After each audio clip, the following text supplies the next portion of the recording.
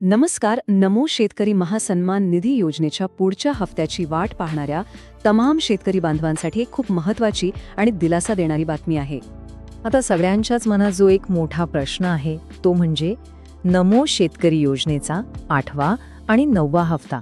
याचे पैसे मिळणार तरी कधी? चला याच प्रश्नाचं उत्तर शोधण्याचा प्रयत्न करूया. तर बघा, अडचण अशी होती की शेतकरी बांधव 2-2 हप्त्यांची वाट बघत होते, 8वा आणि 9वा हफ्ता, आणि ही प्रतीक्षा खूपच लांबली होती. पण आता एक चांगली बातमी, एक सकारात्मक अपडेट समोर आलंय. हे हफ्ते रखडले होते ते थेट नोव्हेंबर महिन्यापासून, आणि यामागे एक तांत्रिक अडचण असल्याचं सरकारकडून सांगण्यात आलं होतं. याच तांत्रिक समस्येमुळे हे पैसे शेतकऱ्यांपर्यंत पोहोचायला उशीर होत होता. बरं, पण ही तांत्रिक अडचण म्हणजे नेमकं काय होतं? म्हणजे अडलं होतं कुठे? चला एकदम सोप्या भाषेत समजून घेऊया. तर ह्या सगळ्या समस्येच्या मुळाशी एक शब्द होता, तो म्हणजे लेखाशीर्ष.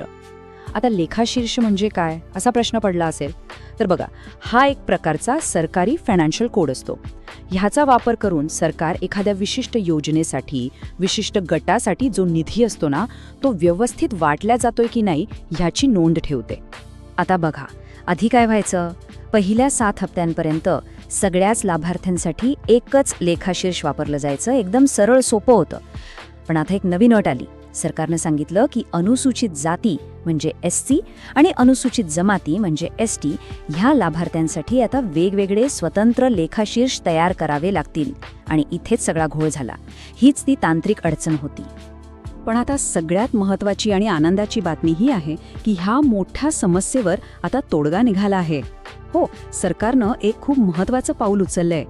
आणि ही तारीख खूप महत्त्वाची आहे, 9 मार्च 2024.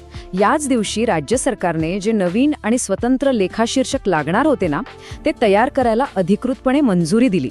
म्हणजे जो मुख्य अडथळा होता तो दूर केला. आणि ह्या मंजुरीमुळे काय झालं, तर योजनेसाठी जो निधी बजेटमध्ये बाजूला काढून ठेवला होता तो वापरायचा रस्ता मोकळा झाला. म्हणजे सोप्या भाषेत सांगायचं तर पैसे तर होते, पण ते द्यायचा मार्ग एका तांत्रिक कारणामुळे बंद होता. तो आता पूर्णपणे खुला झालाय. आता आकडेवारी बघूया. अनुसूचित जातीच्या लाभार्थी शेतकऱ्यांसाठी तब्बल 696 कोटी रुपयांचा निधी मंजूर करण्यात आला आहे. आणि त्याच सोबत अनुसूचित जमातीचे लाभार्थी शेतकऱ्यांसाठी 575 कोटी रुपयांचा निधी मंजूर झाला आहे. ठीक आहे, म्हणजे मंजुरी मिळाली, निधी मंजूर झाला.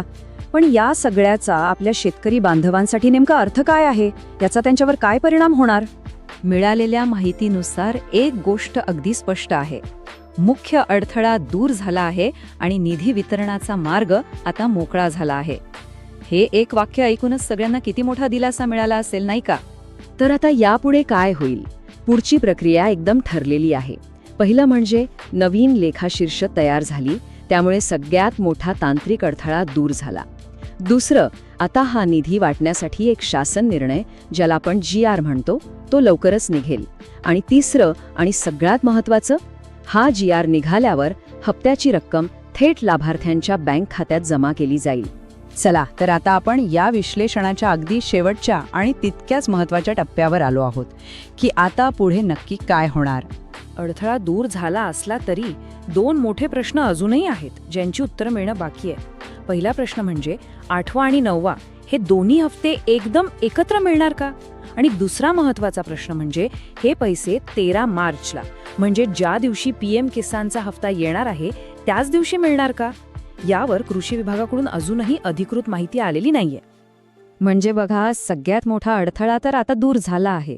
ही निश्चितच चांगली गोष्ट आहे. पण आता उत्सुकता आहे ती म्हणजे हफ्ता एकत्र मिळणार की नाही, आणि तारीख 13 मार्चच असणार का, याबद्दल. या अंतिम घोषणेसाठी आपल्याला सगळ्यांनाच थोडी वाट पाहावी लागेल. आणि जशीही यावर नवीन माहिती येईल ती आम्ही तुमच्यापर्यंत नक्कीच पोचवू. अशाच नवनवीन अपडेटसाठी आणि माहितीसाठी आत्ताच आपल्या योजना फॅक्टर यूट्यूब चॅनलला सबस्क्राईब करायला विसरू नका. चला तर मित्रांनो, भेटूयात नवीन माहितीसह नवीन अपडेटमध्ये. धन्यवाद.